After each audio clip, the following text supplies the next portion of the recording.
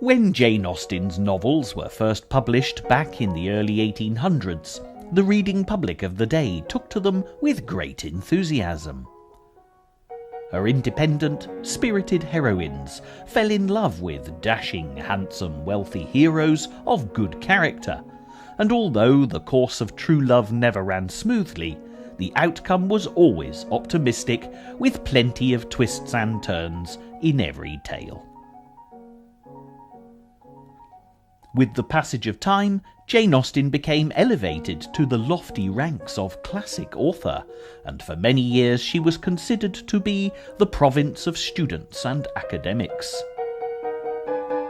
This is how things may well have remained, had it not been for a number of major film and television productions towards the end of the 20th century, when Jane Austen became a household name, as her novels, Pride and Prejudice, Sense and Sensibility, and Emma all received glamorous treatments and clever screenplays, as characters were brought to life and modern audiences captivated.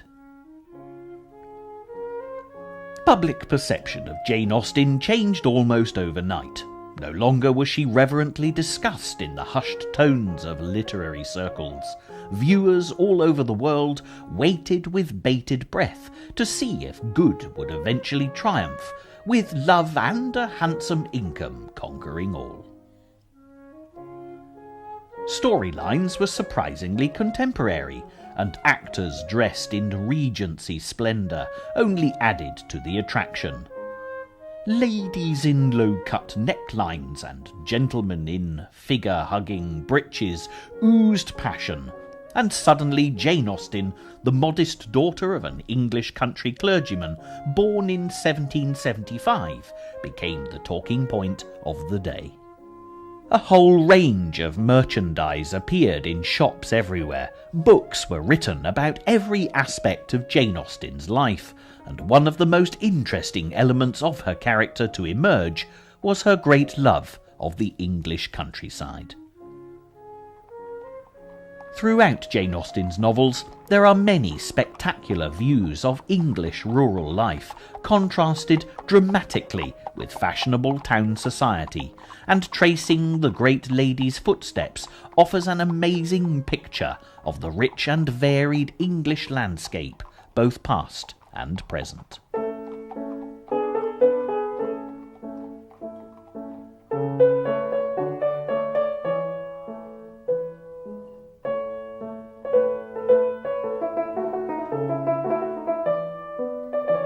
This programme has been designed to take you on a journey through Jane Austen's life and the places where she lived, holidayed, visited, and vividly immortalised in her novels.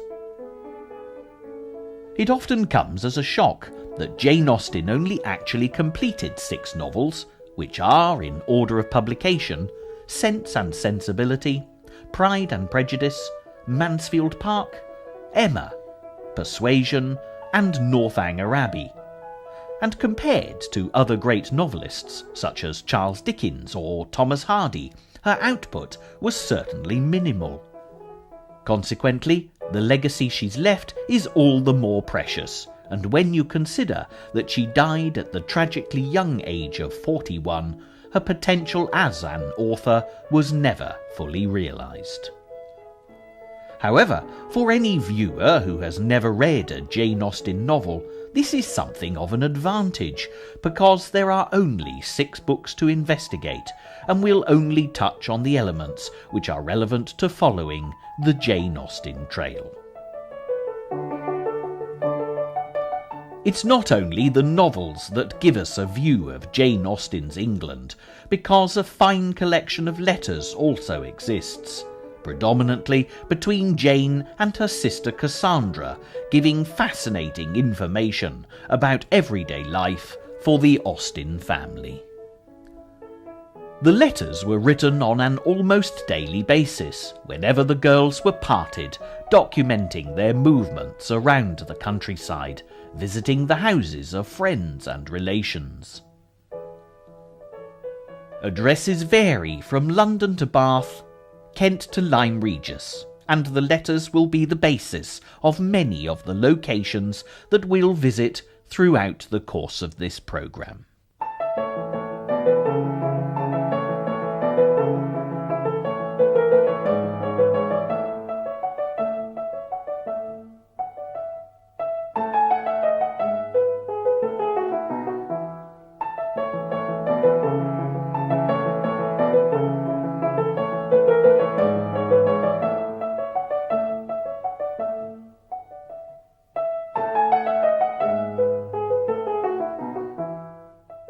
As any good storyteller knows, the best place to start is at the beginning, and in this case, the first destination is Jane Austen's birthplace at Steventon in Hampshire.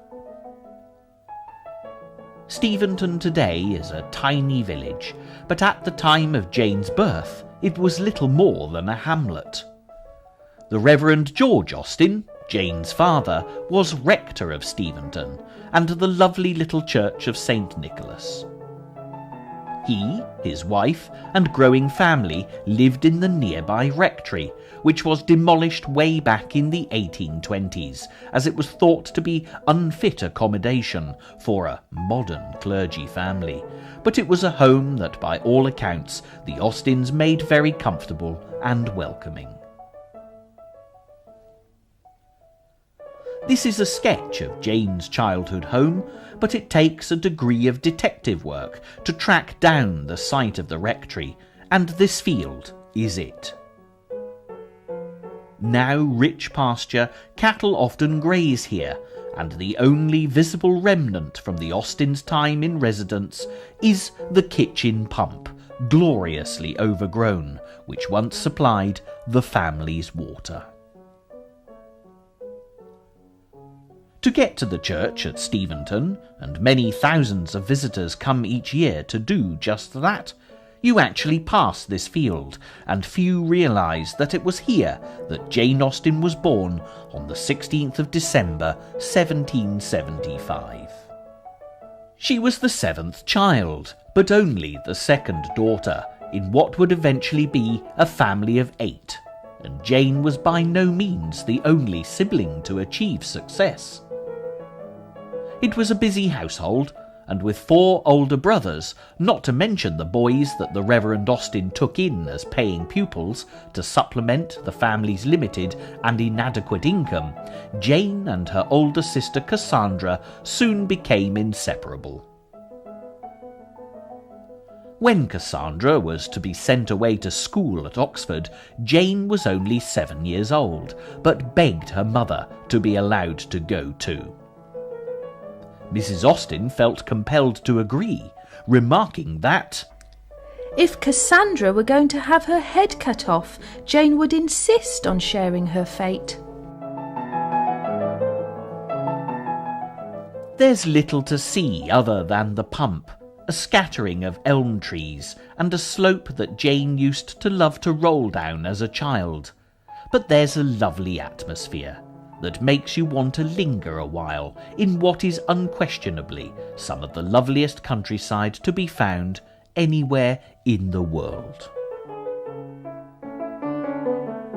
Closer inspection of the Church of St. Nicholas will definitely reveal more of the Austen connection. From the lovingly carved sign that gives details of services presided over by Jane at her writing desk, quill in hand, to the memorials inside, it's impossible to miss the homage paid to this parish's most famous daughter. There are also memorials to James, Jane's eldest brother, who's actually buried in the churchyard, who took over as rector here on his father's retirement. James also had literary ambitions, writing rather scholarly poetry, but it had none of the popular appeal of his sister's sparkling prose. He was a rather melancholy soul, who probably died a rather disappointed man. There are no such memorials to the next Austen to be born, George.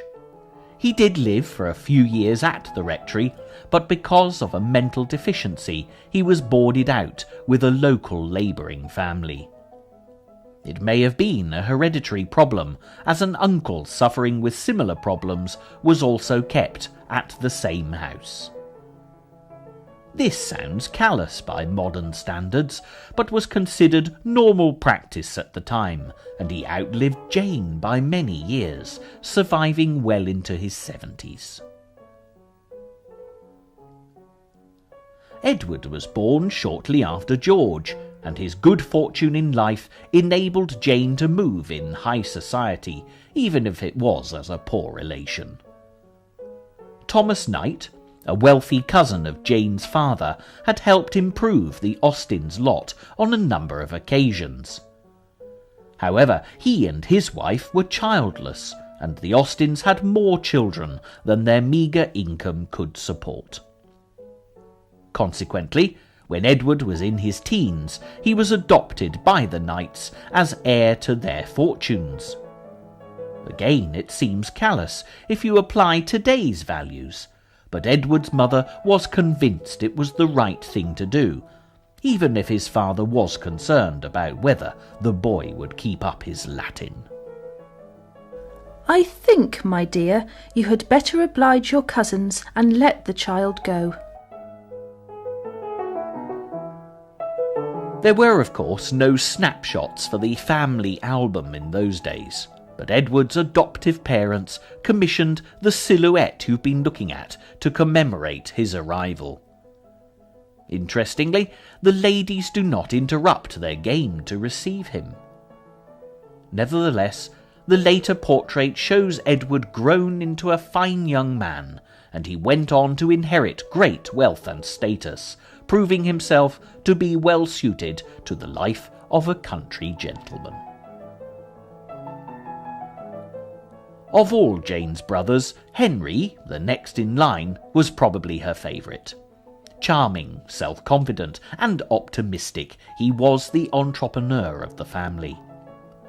When he and older brother James fell in love with the same girl, it was Henry, despite being 10 years her junior, that won her hand.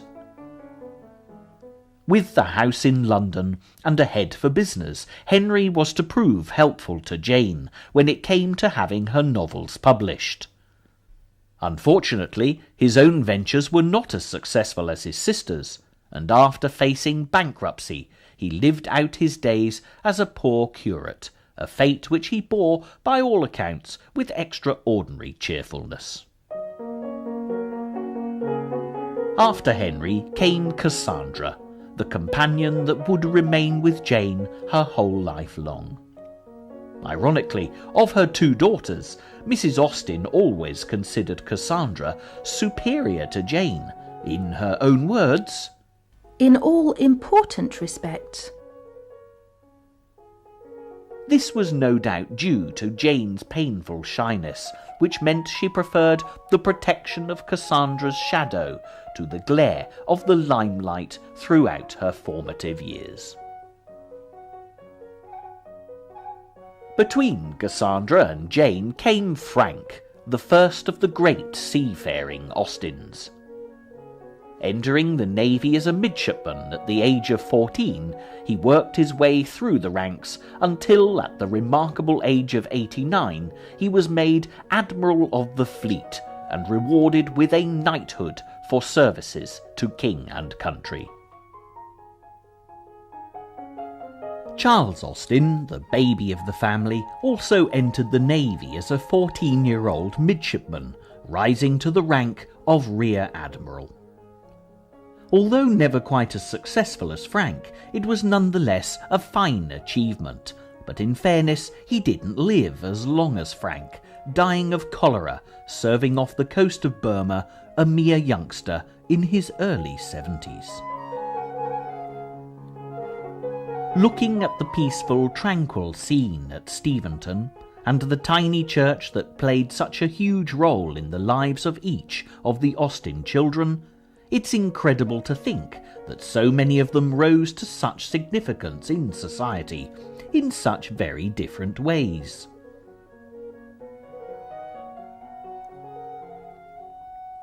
life in the rectory was settled for many years, with Jane and Cassandra developing skills in writing and drawing respectively.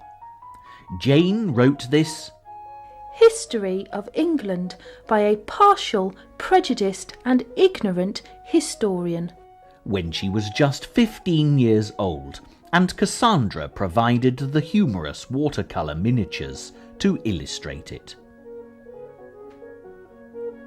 The Austen girls were certainly attractive, described as two of the prettiest girls in England, gaining hearts by the dozens.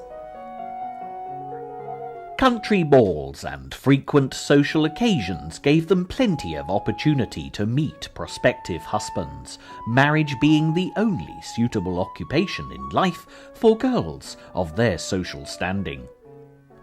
Unfortunately for Jane and Cassandra, England had been at war with France since Jane was 17, and the majority of young men were away serving with the armed forces. Those who remained were often poor husband material, but even so, competition between so-called genteel young ladies was fierce. Jane had a brief flirtation with a handsome young Irishman of whom she had high hopes, but his family felt that the penniless daughter of a country parson was beneath his station in life.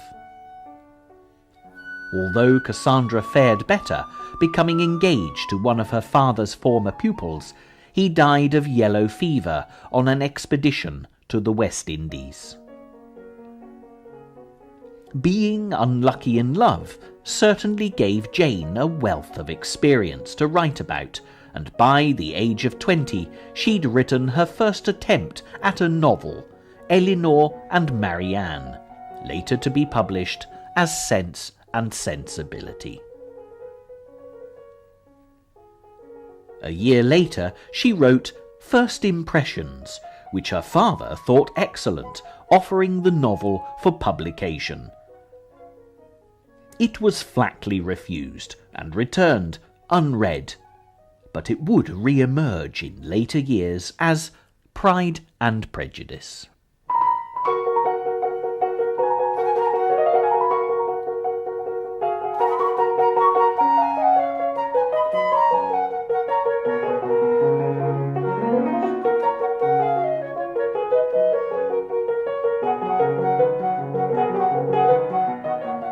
Jane's next literary attempt was inspired by a trip to Bath with sister Cassandra, and it told the story of a young country girl making her society debut in the city. The manuscript, entitled Susan, was sold to a publisher for £10, but ironically it was dismissed and did not appear in print until after Jane's death as Northanger Abbey.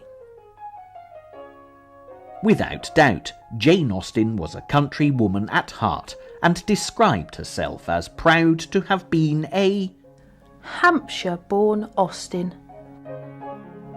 Consequently, when her father announced that he was retiring to Bath, Jane was appalled at the prospect that faced her. The city may have proved inspirational on a visit, but to live there? The idea was just too awful to contemplate, and Jane, not a young woman prone to fits of the vapours and swooning, fainted. It was Jane Austen's first experience of helplessness as a single female with no income. Her brothers had moved away to set up households of their own, leaving only the sisters at home with their parents at Steventon. The girls had no choice, and at the age of 25, Jane left the beloved countryside of her birth and headed for the city. If these thoughts from Jane reflected her true feelings, then we know that it was with a heavy heart that she accepted her fate. The first view of Bath in fine weather does not answer my expectations. I think I see more distinctly through rain. The sun was behind everything, and the appearance of the place from the top of Kingsdown was all vapour, shadow, smoke and confusion.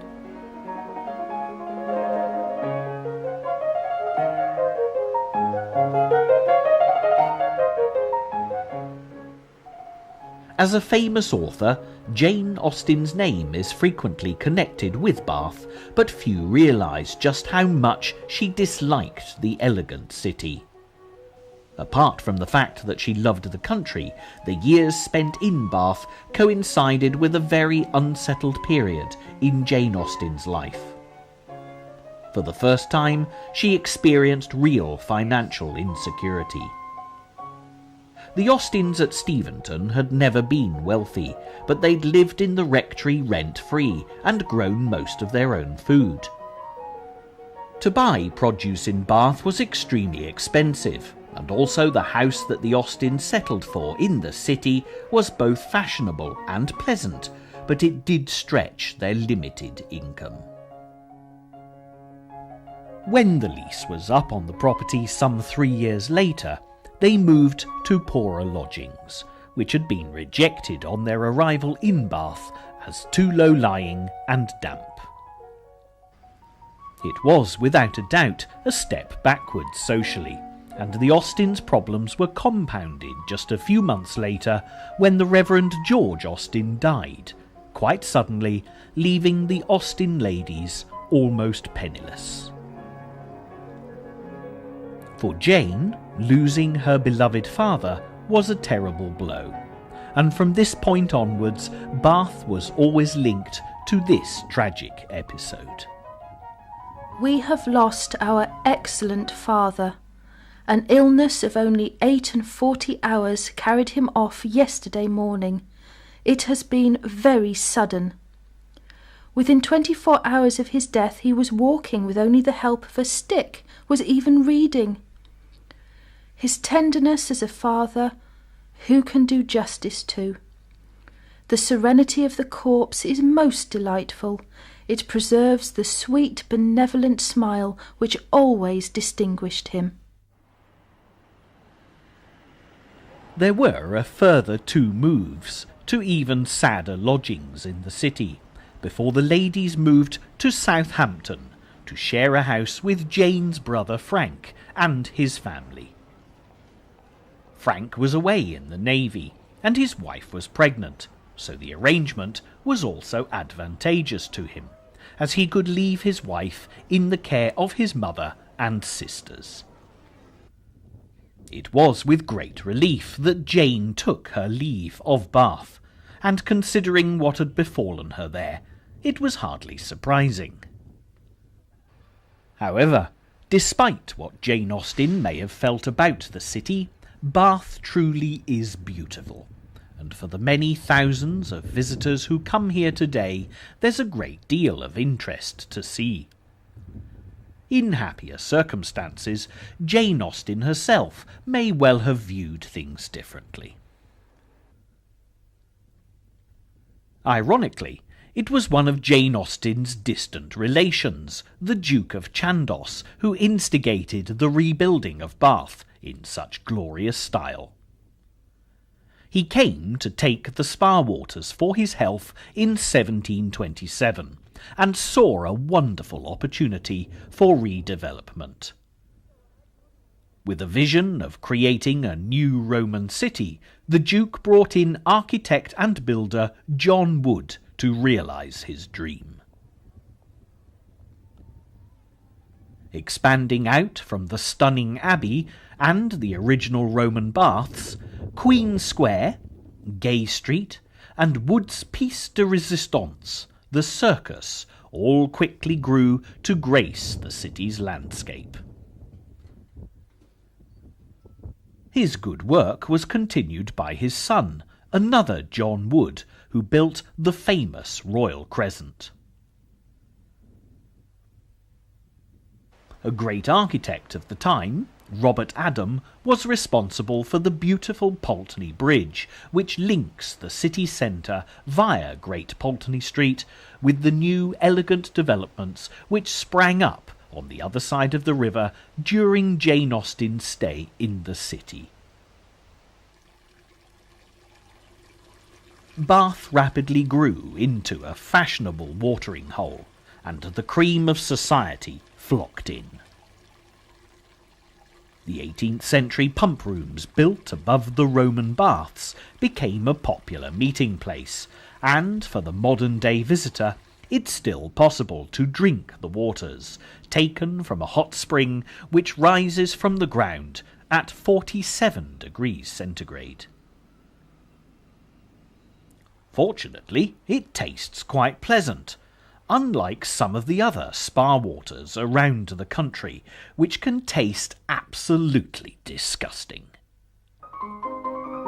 Whatever Jane Austen thought of Bath, it was certainly a considerable source of inspiration for her writing.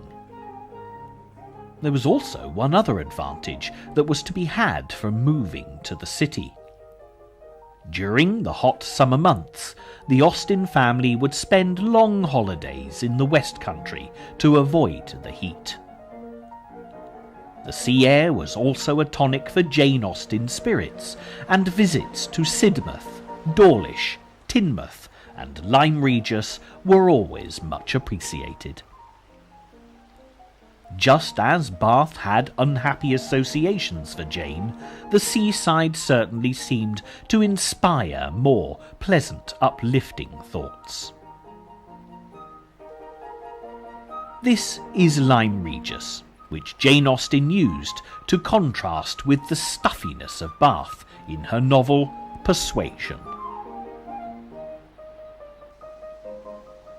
The Cobb, which is still a much-visited landmark today, had a dramatic role to play in Jane's story, as one of her female characters is rather too reckless and slips whilst jumping down from the wall, falling unconscious. The beach and the lovely walks around over the hills to Charmouth are pretty much unchanged, and as a seaside resort, Lyme Regis still has a charming oldie-world atmosphere. Jane's words about Lyme Regis hold as true today as they did in Persuasion all those years ago.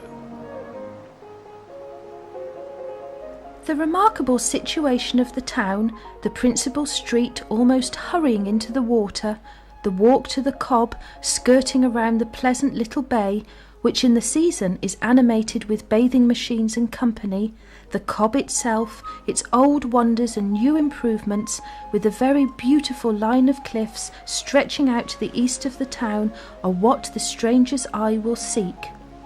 And a very strange stranger it must be who does not see charms in the immediate environment of Lyme to make him wish to know it better. There may, however, have been a very special reason for Jane's fond memories of one particular summer spent by the sea. Looking at the few portraits that exist of Jane Austen coupled with descriptions of her as an attractive young lady with a lively personality, it seems unusual that she didn't marry. And if this next story is anything to go by, it was misfortune rather than lack of opportunity that prevented this. It was many years after Jane's death that her sister Cassandra told the tale of a romantic seaside encounter with a mystery admirer, which took place on a summer tour of the West Country while the Austens were residents of Bath. Cassandra evidently approved of the young man, describing him as worthy of Jane, and the attraction was reported as being mutual.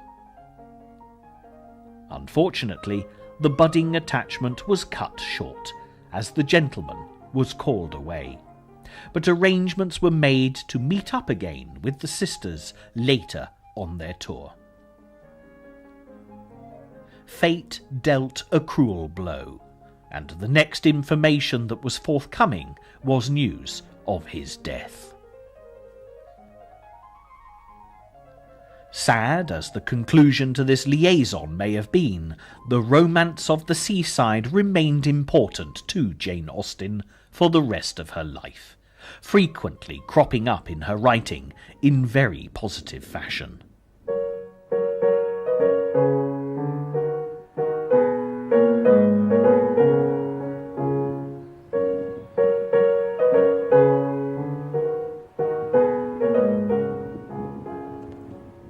The clock was ticking for Jane, young men were in short supply, and any hopes of matrimony that she might have had were fading fast. A short time after the incident with the mystery admirer, Jane and Cassandra were visiting with friends at Steventon. The younger brother of the household, then aged 21, proposed to Jane, 6 years his senior. They were a well-to-do family, and the marriage would have provided Jane with a secure and comfortable future, and she accepted.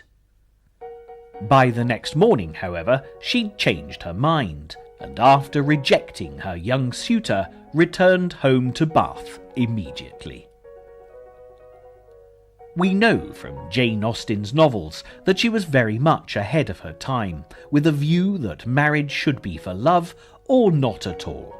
And perhaps, despite the advantages being offered her, it was the knowledge that she didn't love the young man that made her turn him down. It was as if Jane was aware that this was her last chance to marry and have a family of her own, because from this point on she became more settled with her lot as a single woman, and contented herself with being a much-loved aunt. Once away from Bath, although the period of time spent at Southampton was a little grim, the Austen ladies began to come to terms with their grief and diminished circumstances. Then an opportunity arose that was to change their lives very much for the better.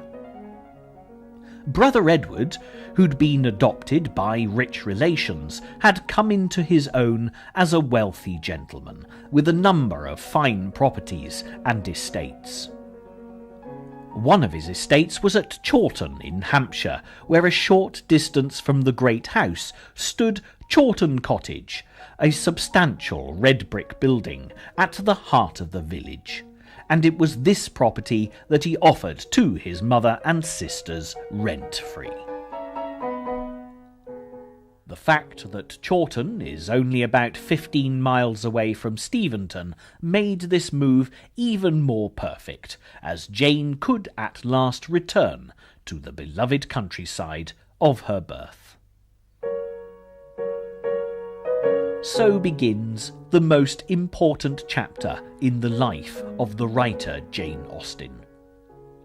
In July 1809, at the age of 33, probably quietly resigned to spinsterhood, Jane moved into Chawton Cottage, which she described in glowing terms in a letter to Brother Frank. As for ourselves, we're very well, as unaffected prose will tell. Our Chawton home, how much we find already in it to our mind, and how convinced that when complete it will all other houses beat. Today, Chawton Cottage still stands in the middle of this lovely Hampshire village, and as the new nameboard displays for all to see, the alternative title, Jane Austen's House, this is a very special location for anyone tracing the great lady's footsteps. Although Jane Austen departed this house in 1817, it truly is just as it was in her day, giving the impression that she might well walk back in through a whitewashed door at any moment. There are reports of Jane Austen's ghost walking through this house, but the reasons for such a strong link to the past are far more tangible. There are many personal items here that belonged to the Austen family, which have been returned to the museum. A lock of Jane's hair still glimmers with traces of auburn, and the topaz crosses given to Jane and Cassandra by their brother Charles are on display. The Hepplewhite bureau bookcase belonged to the Reverend George Austen, and along with the accompanying chairs came from the rectory at Steventon. There's a patchwork quilt sewn by Mrs. Austen, Jane and Cassandra, alongside a fine collection of Jane's own books and first editions of her novels. However, pride of place goes to the little writing table, set with writing paper and quill, where all of her great novels were completed. It's one sure sign that Jane's spirits improved when she left Bath, because she started to write again. For all her time in residence in the city, only a few letters exist from before she settled in Sydney Place, and just one from Lyme Regis in 1804. Her literary efforts were equally barren, with no further manuscripts completed. By the time Jane reached the peace and comfort of Chawton Cottage, she was ready to take up her quill again in earnest. Life was simple for the Austen ladies of Chawton Cottage, with routine and order governing their lives. Cassandra had taken on the housekeeping responsibilities, with Jane being responsible for making the breakfast of tea and toast. Jane loved to play the piano, particularly when she was alone, and would begin her day before the other residents rose at her music. These music books are Jane's own handwritten manuscripts, and they've been used in recent years to make authentic recordings of the kind of music Jane enjoyed, and indeed make up the soundtrack of this programme. Jane was delighted with Chawton, not least because she could have a piano again, as on leaving Steventon for Bath, her piano had been sold. Yes, we will have a pianoforte, as good a one as I can get for 30 guineas, and I will practise country dances, that we may have some amusement for our nephews and nieces when we have the pleasure of their company. This 1810 Chimenti piano that can be seen today in the museum is a perfect example of the type of instrument Jane would have purchased for her 30 guineas. After music and breakfast, Jane would have been free to take up her writing.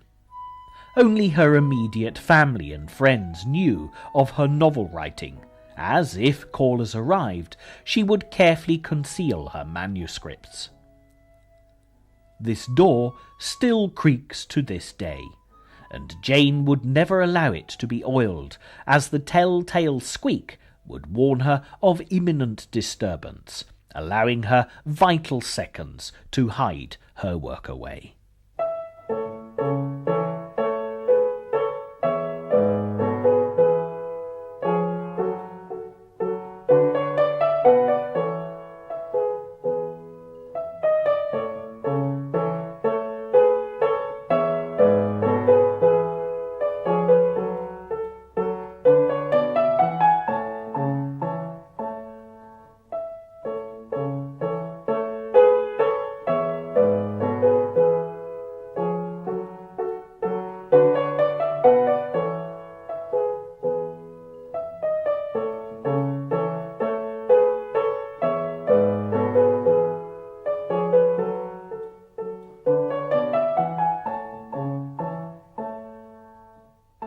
value of fresh air was also truly appreciated in the Austen household, and although the ladies of Chawton weren't able to afford to keep a carriage themselves, Brother Edward provided this now perfectly restored donkey carriage for the family to use.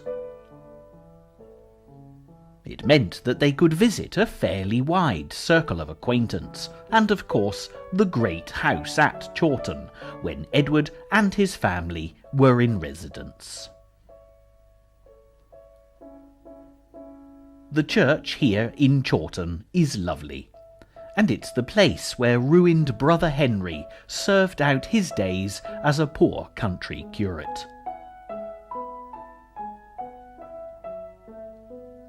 Both Mrs. Austen and Cassandra are buried side by side in this beautifully kept little churchyard, and for anyone passing this way, it's well worth a visit. When Jane Austen arrived at Chawton, it had been some years since she'd sold her manuscript, Susan, for publication. Once she knew that the move back to Hampshire was arranged, she wrote to the tardy publisher, inquiring about its progress. Jane was rather affronted when he suggested she buy it back, and took matters no further, turning her attention instead to transforming Eleanor and Marianne into Sense and Sensibility. The atmosphere at Chawton proved pleasantly productive, and the novel, now famous the world over, was published anonymously by a lady in 1811. Next came Pride and Prejudice, telling the great love story of Elizabeth Bennet and Mr. Darcy. Many think that Mr. Darcy's grand estate, Pemberley in Derbyshire, was inspired by a visit Jane Austen made to Chatsworth on a tour of the area. Pride and Prejudice appeared in print in 1813, with Jane referring to it as her own darling child, and was concerned about how it might be received.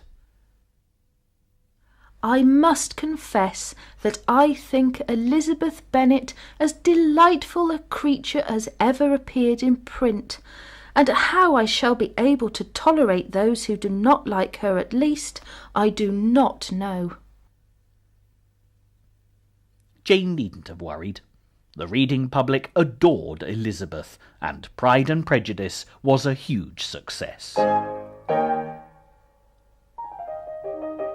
The next novel, Mansfield Park, published in 1814, was not so popular, although it was the first to be composed in its entirety at Chawton. The heroine, Fanny Price, is a very good sort, and to this day it is true to say that readers love her or hate her. There's just no middle ground with Fanny Price. There's also a fine naval feel to the book, influenced strongly by the tales reported back from brothers Frank and Charles. Jane was disappointed with the handling of Mansfield Park and changed publisher when Emma came into print in 1815. Jane was yet again adventurous with her leading lady, describing her as a heroine whom no one but myself will much like. The novel was nevertheless a great success, and Emma Woodhouse is as popular today as ever. There is, however, an interesting story connected with Emma, which may well have substantially increased the readership. Quite unexpectedly, when Jane Austen was staying in London with her brother Henry, she received a visit from a royal emissary. His Royal Highness, the Prince Regent, the future King George IV, had heard that Miss Austen was in London, and, as an admirer of her work, invited her to visit the library at Carlton House, his London residence. The messenger was James Stanier Clark, the rather opinionated librarian who offered Jane advice on novel writing. The incident provoked Jane to reply with one of her most famous letters, explaining why she was unworthy of his attentions. I think I may boast myself to be, with all possible vanity, the most unlearned and uninformed female who ever dared to be an authoress. Jane may well have been flattered that the future king admired her work, especially as she was still writing anonymously. But she was faced with a dilemma when Mr. Stanier Clark informed her that the prince had given his permission for her to dedicate Emma to him. It was impossible for Jane to decline the honour without causing great offence, but she really took a very dim view of the Prince Regent and his scandalous womanising and gambling. At one stage, his wife, the Princess of Wales, had complained about his treatment of her in a letter to the newspapers, and Jane left us in no doubt about her opinion of the prince when she read it. I suppose all the world is sitting in judgment upon the Princess of Wales's letter. Poor woman, I shall support her as long as I can, because she is a woman, and because I hate her husband. Harsh words from Jane, but the dedication was duly made as directed, and the success of the novel was assured. By the time Jane Austen had completed work on her next novel, Persuasion, her health was beginning to deteriorate rapidly. Over the ensuing months, Jane suffered terribly, often in excruciating pain, with no relief whatsoever. Her doctor was a well-respected physician based in Winchester, some miles from Chawton, and he suggested that his patient move to Winchester so he could give more regular care. There was nothing else for it, and in May 1817, Jane Austen and her faithful sister Cassandra left their Chawton home for lodgings here at 8 College Street, Winchester. The house is situated in the shadow of the great cathedral, and despite the good doctor's best efforts, Jane became weaker by the day. As the plaque on the wall shows all too clearly, Jane's fight for life was a brief one. Jane Austen died on the 18th of July 1817, at the age of 41, in the arms of her beloved sister. Cassandra was left to mourn Jane and watch the tragic burial procession to Winchester Cathedral, Jane's final resting place. These words sum up Cassandra's terrible personal loss. I have lost a treasure, such a sister, such a friend as never can be surpassed. She was the sun of my life, the gilder of every pleasure, the soother of every sorrow. I had not a thought concealed from her, and it is as if I had lost a part of myself. The cause of Jane's death is still something of a mystery, as no one is altogether sure what killed her. There are those who believe Addison's disease, a disorder affecting the adrenal glands, was the cause of her demise, but it may well equally have been some form of cancer. Whatever, with none of the medical advances that are available today, Jane Austen's death would, without doubt, have been painful and drawn out, not only for her, but for those that loved her so dearly, as the agony of watching Jane and her genius fading away must have been appalling.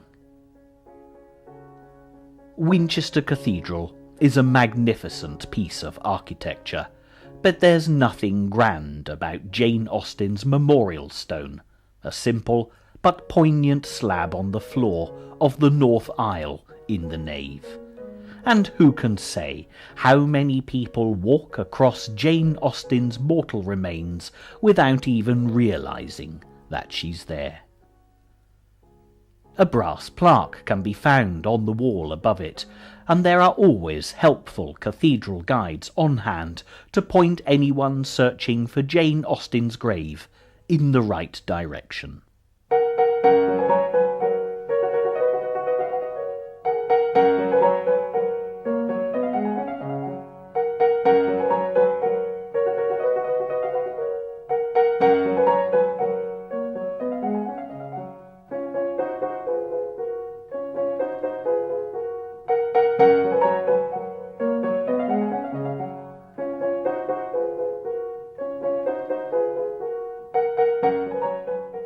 Fortunately, before Jane's death, the completed manuscript of Persuasion had been placed in Henry Austen's capable hands, who'd also secured the return of the manuscript of Susan, sold all those years before for £10, never to see the light of day again.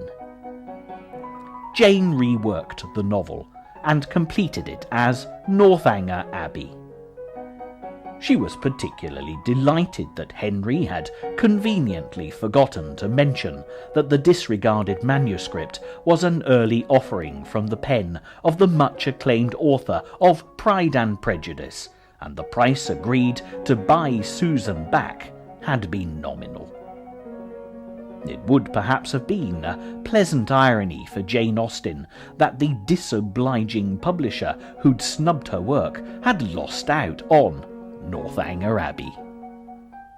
Both Persuasion and Northanger Abbey were published together under Henry's care in December 1817, and for the very first time Jane Austen's name appeared in print as the author. The rest is, of course, history, and the days of Jane Austen being perceived as exclusively the province of dusty academics is thankfully long gone. Many new generations of readers have discovered the delights of her novels and will continue to do so for generations to come. However, this programme has highlighted an even greater story, that of Jane Austen herself, and the beautiful English countryside that she loved so well and immortalised in her writing. There are those who have criticised her own particular brand of parochialism, notably the author D.H. Lawrence, when he described Jane Austen as thoroughly unpleasant, English in the bad, mean, snobbish sense of the word. But really, you only have to see with your own eyes the landscape of her imagination to find fault with this statement. The England Jane Austen portrays is the England that she knew, and love what she did or hate it, the novels have been left as a fascinating snapshot of a particular moment in time. Fortunately, many of the places that inspired Jane Austen have also been left untouched, and for the modern-day traveller seeking to follow in her footsteps, the rewards will hopefully, during the course of this programme, have spoken for themselves.